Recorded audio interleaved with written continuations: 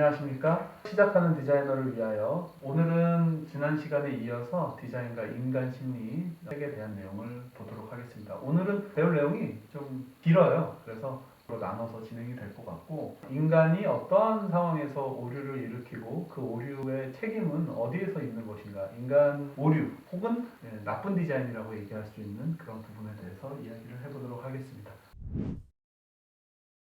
우리는 실수를 합니다. 누구나 실수를 하죠. 저도 실수를 하고, 여러분들 구독자 여러분들도 실수를 많이 하실 거예요. 매일같이 실수를 합니다. 그러나 누군가를 죽음에 이르게 하거나 큰 사고를 일으키지 않는 실수를 한다고 가정했을 때 그것은 우리가 일상생활을 영위하는 데 큰 문제는 일으키지 않죠. 그러나 아주 심각한 실수, 심각한 오류에 있어서 여러 사람을 죽음에 이르게 하는 그런 것들은 조심하는 것뿐만이 아니라 그것이 일어나지 않게 하는 디자인을 만들어야 된다라고 하는 게 이 챕터의 아주 중요한 내용이에요. 실수가 계속된다면 그것은 사용자의 문제가 아니라 그 시스템의 문제가 있을 수 있다. 그래서 그것을 일으키지 않도록 디자인을 어떻게 할 수 있을 것인가를 이 내용을 보면서 생각해 주시면 좋겠습니다. 다리가 무너질 때 우리는 그 사고를 분석해서 붕괴 원인을 찾고 그런 사고가 다시 일어나지 않도록 디자인 규칙을 새로 만들거나 아니면 설계 원칙을 바꾸겠죠. 전제 장비가 불가피한 전기 소음에 반응하기 때문에 오작동을 했다는 것을 발견했을 때 우리는 소음에 더 잘 견디도록 회로를 재설계한다. 예를 들면 모든 센서에는 신호를 아날로그적으로 받아들여서 그것의 데이터를 이용해서 그 데이터의 변화값을 가지고 이제 센싱을 하는데요. 만약에 그것에 계속 일정한 신호가 들어오지 않을 수 있습니다. 약간의 노이즈가 낄 수 있어요. 만약에 그 노이즈를 어느 정도까지 허용할 건지, 그래서 그 결과값의 범위를 어느 정도 안에서는 조금의 변화도 사실 의미가 없는 것인지를 설정하는 부분이 있거든요. 그래서 사고가 사람에 의해 유발된 것으로 생각될 때 우리는 사람들을 비난하는 다음에는 항상 해온 것과 똑같이 계속 네가 실수한 거야 그러고서 계속 하던 대로 하겠죠. 근데 물리적 제한을 두는 거, 이 앞 챕터에서 했던 내용이죠. 디자이너들이 잘 이해하고 있지만 정신적 제한은 크게 오해하고 있습니다. 이게 뭐에 대한 문제냐, 오류에 대한 문제는 사람들이 그렇게 크게 생각하지 않는다는 거예요. 네가 잘하면 되지라고 생각하는데 그렇지 않다는 거죠. 모든 실패의 근본 원인을 찾고 그런 문제에 이르지 않도록 시스템을 재디자인하는 식으로 다룰 필요가 있다라고 얘기합니다. 이 부분은 UX 디자인적으로는 굉장히 중요한 내용이라고 볼 수 있겠습니다. 그러니까 오류를 줄일 수 있는 UX 디자인을 어떻게 만들 수 있을 것인가를 보겠습니다. 오류는 왜 생길까요? 오류는 여러 이유 때문에 생겨납니다.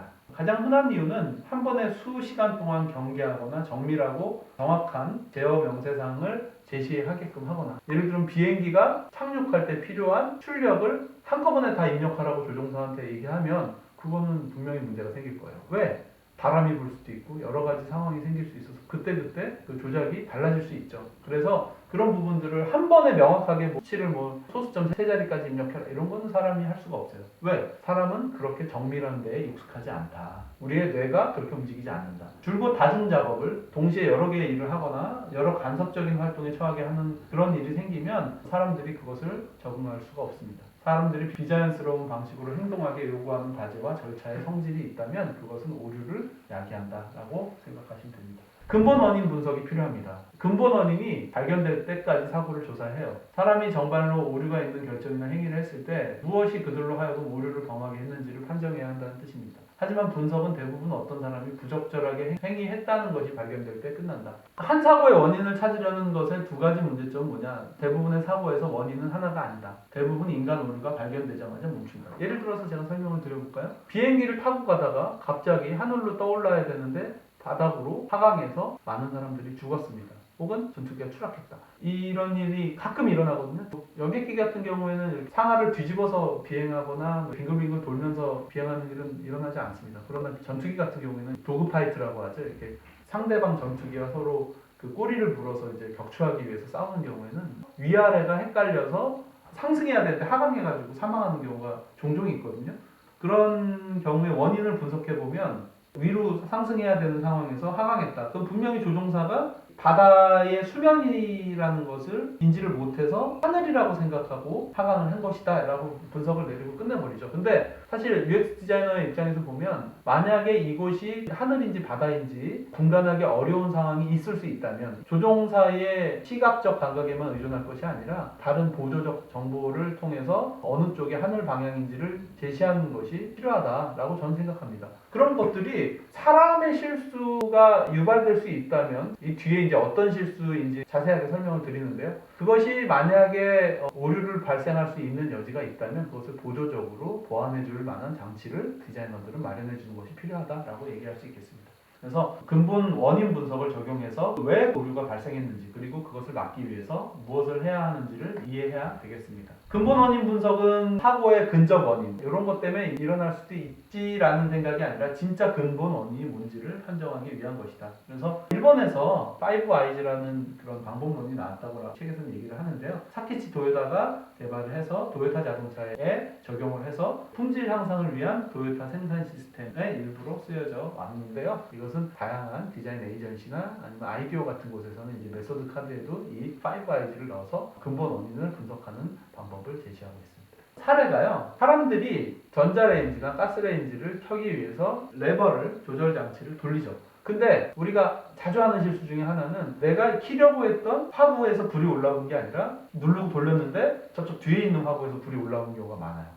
얼른 끄고 다른 걸 켜죠. 근데 만약에 그것이 위험한 상황이라면 많은 사람들을 죽음에 이르게 할지도 모르는 아주 위험한 실수가 될 수도 있겠죠. 그러나 뭐 가스레인지 불 잘못 킨다고 뭐 큰일 나진 않아요. 그러나 이것은 실수를 야기하죠. 왜 그럴까요? 지식이 부족해서가 아닙니다. 조절기와 화구 간의 대응이 나쁘기 때문입니다.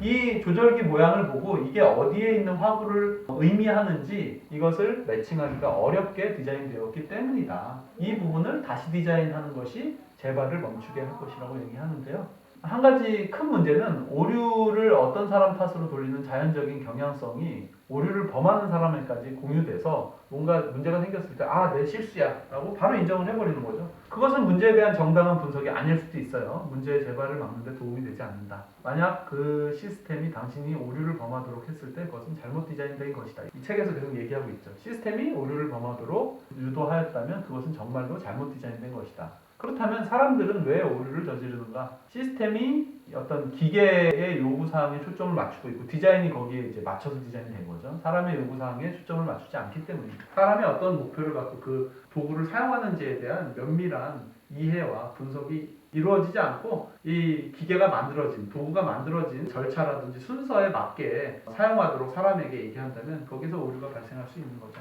오류는 인간 실패의 유일한 형태는 아닙니다. 때때로 사람들은 알면서도 위험을 택해요. 결과가 긍정적일 때 그들은 종종 보상을 받기도 합니다. 결과가 부정적일 때 그들은 처벌받을 수도 있죠. 그러나 어떤 경우에는 적절한 행동에 대한 교묘한 위반이 이를 완수하는 유일한 길일 수도 있다. 제가 극단적인 사례를 한번 말씀드릴게요. KTX 선로에 서 있어요. 플랫폼에. 근데 잠시 후에 깨달아요. 내가 저기 1번 플랫폼에 서 있어야 되는데 지금 6번 플랫폼에 서 있다는 사실을 깨닫죠. 계단을 타고 올라가서 계단을 타고 내려가서 1번 플랫폼까지 가서 내가 타려면 기차는 이미 들어오고 있기 때문에 너무 늦었어요. 우리는 갈등을 하죠. 여기 걸어서 뛰어서 여기를 가로질러 가면은 저기까지 갈 수 있을 것 같은데 그렇게 되면 내가 다음 기차를 다시 취소하고 다시 예약하고 시간 약속에 또 늦고 여러 가지 그런 손해를 감수하지 않고 내가 저거를 탈 수 있을 텐데 순간 그런 생각을 하죠. 그래서 무단횡단을 한다면 어떻게 될까요? 죽을 수도 있습니다. 우리가 보시다시피 지하철이 아니라 KTX 승강장 보면요 30cm 정도밖에 안 되고 거기 난간도 없어요. 그러니까 무슨 얘기냐? 무단횡단을 하면 충분히 10초 안에 갈 수 있습니다. 그러나 그렇게 하지 않죠. 왜? 너무나 위험하기 때문에.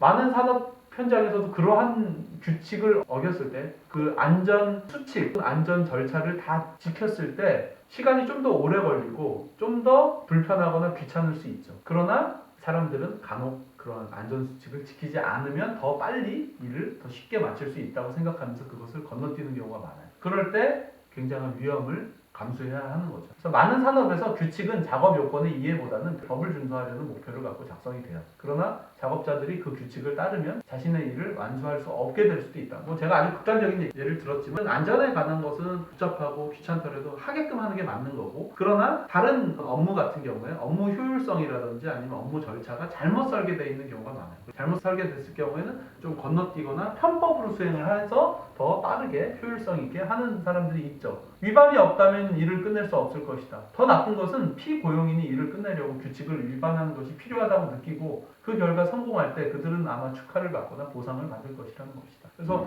규칙을 안 지키거나 혹은 회사에서 정한 절차대로 안 하고 다른 방법으로 했을 때 더 잘 돼서 그 사람이 심지어 보상까지 받게 되면 위반을 격려하고 권하는 나쁜 역할 모형을 설정하게 된다는 거죠. 비록 위반은 일종의 오류지만 이것은 조직적이고 사회적인 오류이며 중요하지만 일용품의 디자인의 범위 밖에 있는 것이라고 얘기하고 있습니다. 그래서 여기에서 조사되는 인간 오류는 비의도적인 것이다. 이 책에서 얘기하는 것은 고의적 위반은 해를 끼칠 잠재성이 있는 위험하다고 알려진 의도적 일탈이라고 얘기하는 거고요. 이 챕터에서 얘기하고 있는 비의도적인, 의도하지 않았는데 생기는 오류를 줄이기 위한 방법을 얘기하고 있습니다. 어떤 것이 오류냐? 오류는 적절한 행동에서 벗어나 어떤 것으로 정의된다. 적절한이란 단어는 다운편에 있는데 많은 상황에서 적절한 행동은 알려져 있지 않거나 사후에만 판정됩니다. 그래서 여전히 오류는 일반적으로 받아들여지는 옳음 또는 적절한 행동으로부터의 일탈로 정의된다. 그래서 일탈이라고 얘기하는데 이거는 이제 앞서 얘기한 좀 더 쉽게 일을 끝내기 위해서 혹은 좀 더 빠르게 효율적으로 끝내기 위해서 하는 것이 일탈이라고 하는 거죠. 일탈이라고 하는 건 뭐예요? 플랫폼에서 저쪽 KTX까지 정상적인 방법으로 가는 것이 아니라 플랫폼을 가로질러서 뛰어가는 거죠. 굉장히 위험하고 그러한 일탈은 금하고 있는 거죠. 그러나 이 오류라는 것은 두 가지 주요한 형태로 착오나 실수를 얘기해요. 착오, 내가 규칙 기반의, 지식 기반의 기업 과실에 착오가 있을 수 있고요. 실수는 행위 기반의 실수, 기업 과실의 실수가 있습니다. 그래서 실수는 목표가 맞으나 요구되는 행위가 제대로 일어나지 않을 때. 여기 이제 착오. 목표는 맞으나 계획을 잘못해서 착오가 일어나는 거고요. 그리고 명세와 수행이 잘못됐을 때 실수. 그리고 세상을 잘못 비교했을 때 잘못된 목표를 세우고 그래서 착오가 생겨나는 거죠. 아까 비행사가 조종관을 당겨야 되는데 밀었을 때 이제 바다로 떨어지는 거예요. 바다와 하늘이 비슷해서 비교를 하늘로 생각해야 되는데 세상을 잘못 비교한 거죠. 그래서 목표를 거꾸로 설정을 했고 그래서 조작을 잘했지만 바다로 떨어진 거죠. 그런 것들이 이제 착오인 거고요. 실수하고는 좀 다르죠. 이렇게 착오와 실수가 있고요. 실수는 목표가 맞나 요구되는 행위가 제대로 되지 않을 때 일어난다. 실행에 문제가 있는 것이다. 착오는 목적이나 계획이 잘못일 때 일어난다. 목적지를 잘못 잡았을 때 일어난다 라고 얘기하는데 좀 더 구체적으로 보겠습니다. 실수는 뭐냐? 어떤 사람이 한 행위를 하려고 의도하지만 어떤 다른 것을 할 때 다른 것을 하는 것으로 끝날 때 생긴다. 실수에서 수행되는 행위는 의도된 행위와 같지 않다. 내가 이쪽 화구를 켜려고 했는데 눌러서 돌렸더니 다른 게 켜졌다. 그건 실수죠. 행위 기반 실수에서 잘못된 행위가 수행된다. 행위 기반 실수의 예. 나는 커피에 우유를 약간 부었고 그 다음 커피컵을 냉장고에 넣었다. 이것은 올바른 행위가 엉뚱한 물체에 적용된 것이다. 이게 뭐예요? 우유를 냉장고에서 꺼내서 라떼를 만들려고 이렇게 부었는데 냉장고에 우유를 넣어놔야 되잖아요. 근데 우유를 놔두고 커피를 갖다가 집어넣는 거죠. 냉장고에. 내가 우유를 넣어야 되는데 엉뚱한 물체에다가 이제 본인 행동이 적용된 거죠. 넣어야 될 거를 안 넣고 다른 걸 넣은 거죠. 집는 행위를 잘못한 거죠. 기업 과실의 실수는 뭐냐면 과실에서는 기업이 실패하고 그래서 의도된 행위가 수행되지 않고 그 결과는 평가되지 않는다. 기업 과실 실수에 의해 나는 저녁을 조리한 뒤에 가스 화물을 끄는 것을 잊었다. 이거는 뭐예요? 기억했어야 되는 행동을 기억하지 못한 거죠. 예를 들면 제가 자주 이런 실수를 하는데 열쇠를 넣고선 방문을 따고 방 안에 들어가면서 열쇠 구멍에서 수거해서 내 주머니를 넣는 걸 까먹고 그냥 들어가 버립니다. 했어야 되는 행동을 까먹는 거지. 내가 여기다 놨었는데 내가 나올 때 여기다 놨던 행동을 까먹는 거지. 내가 어디에다가 뒀는지 마지막 지점을 기억하지 못해서 생기는 실수라고 볼 수 있습니다. 착오는 틀린 목표가 설정되거나 틀린 계획이 형성될 때, 잘못된 계획이 형성될 때 일어난다. 규칙 기반의 착오는 사람은 상황을 적절하게 진단하였으나 그 다음 틀린 행동 방침에 따라 결정했다. 잘못된 규칙이 준수되고 있다. 지식 기반 착오. 지식 기반 착오에서 문제가 잘못 진단되는 데는 잘못되었거나 불완전한 지식 때문이다. 예를 들면 이걸로 문제가 많이 일어나죠. 단위가 킬로그램으로 내가 갖다 달라고 한 줄 알았는데 알고 봤더니 밀리그램으로 계산했어야 된다. 파운드하고 킬로그램을 잘못 생각해가지고 그런 경우가 많죠. 그래서 그런 것 때문에 문제가 많이 생깁니다. 심지어는 비행기가 떨어지거나 아니면 배가 침몰하는 사건도 지식 기반 착오로 인해서 그런 대단한 착오가 생기는 거죠. 기업 과실 착오. 기업 과실은 목표 계획 또는 평가 단계에서 망각이 있을 때 일어났다. 주의 산만 때문에 완벽한 문제 해결에 실패했다. 이런 문제들이 기업 과실 착오에서 일어나는 거죠. 착오는 목표나 계획을 세우고 결과를 기대와 비교하는 인지에서 생겨나는 오류다. 이런 인지, 실수는 계획의 실현이나 결과의 지각 또는 해석에서 즉 낮은 단계에서 생긴다. 기업 과실은 이미지 B에서 X로 표시된 것과 같이 단계 간의 전이 중에 어느 곳에서나 지각된 데서 해석될 때, 해석된 데서 비교될 때, 비교된 데서 목표를 전이되는 과정, 그리고 목표에서 계획으로 가는 과정에서 뭔가가 빠지면 기억에 문제가 생기는 거예요. 그래서 8개의 단계의 전이가 있는데요. 세상을 보고 지각하는 단계. 세상 보고 나서 한참 있다가 지각을 하게 되면 그것도 까먹을 수 있죠. 그리고 지각되고 해석되는 단계, 해석에서 비교되는 단계, 비교해서 목표를 세우는 단계, 목표에서 계획을 세우는 단계, 계획에서 명세, 그리고 명세에서 수행, 수행에서 세상에 적용되는 그 모든 단계, 8가지 단계에서 전이되는 그 과정이 있는데요. 단계 간의 전이에서 기억 과실이 생길 수 있다. 이게 이제 뇌가 열화되는 거죠. 뇌에서 이제 날아가 버리는 거죠. 실수는 도중에 호출된 잠재의식적 행위의 결과다. 착오는 의식적인 심사숙고의 결과다라고 얘기하기도 합니다. 인간이 창의적이고 통찰력이 있다는 것은 일견 무관해 보이는 시간 사건 간의 관계성을 보거나 부분적인 심지어는 잘못된 증거를 갖고 올바른 결론을 도출하는 데 있다. 이거 우리 가족오락관이라고 이거 요즘에 그런 게임 하죠. 이렇게 귀 막아놓고 와 이렇게 얘기하면 뒷사람이 알아듣는데 처음에 말한 게 중간 가는 사람들이 다른 얘기를 했는데 마지막 그 자가 그걸 맞추는 경우도 있어. 이걸 어떻게 맞췄지? 생각하는 경우가 있는데 그런 경우가 이제 잘못된 증거를 갖고 올바른 결론을 도출하는 거죠. 그러나 바로 이러한 과정 사이에서 틀어지는 누락되거나 잘못되거나 바뀌거나 하는 과정으로 인해서 또 많은 오류를 저지르기도 합니다. 그래서 목표가 있고 세상이 있으면 그 과정을 세상을 지각하고 해석하고 비교하고 목표를 수립하고 계획하고 명세하고 수행하는 그것들 사이에 착오와 실수가 있는데 실수는 이 하위 단계에 대한 거고 착오는 요 비교하고 계획하는 좀 더 심사숙고를 하는 그런 단계에서 일어난다라고 얘기합니다. 그림 A는 행위 실수가 행위 주기어 여러 4단계로부터 오며 착오는 위에 3단계에서 온다는 것을 보여준다. 기억 과실은 단계 간의 전환에 영향을 준다. 기억 과실 때문에 여기서 여기로 가는데 여기서 위로 가는데 영향을 준다. 상위 수준의 기억 과실은 착오가 낮고 하위 수준의 기억 과실은 실수를 낳는다. 이렇게 얘기하고 있습니다. 명세라고 하는 것은 이제 뭐뭐뭐뭐가 있어 라고 했는데 그 다음 사람이 그 중에 하나를 딱 틀리는 거죠. 계획한 것 중에 하나예요. 수행은 아까 이제 우유를 넣어야 되는데 커피를 집어넣는 이걸 집어야 되는데 저걸 집어서 수행하는 것 그런 것들이 이제 문제가 되는 거고요. 지각을 잘못 예를 들면 내가 바닥에 떨어진 깨를 벌레라고 생각해서 확 내리친다든지 지각을 잘못한 거죠. 해석 반짝반짝하는 게 보석인 줄 알고 집었더니 껌종이었다. 이럴 수도 있고요. 비교 하늘과 바다를 잘못 이해해서 이제 조종관을 잘못 이제 조작한 비행사의 이야기 이런 것들이 다 이제 실수와 착오 어떤 것들이 실수가 어떤 것들이 착오인가 실수는 이쪽 아래쪽에 있는 거고요 위쪽에 있는 것은 이제 착오인 거죠. 착오.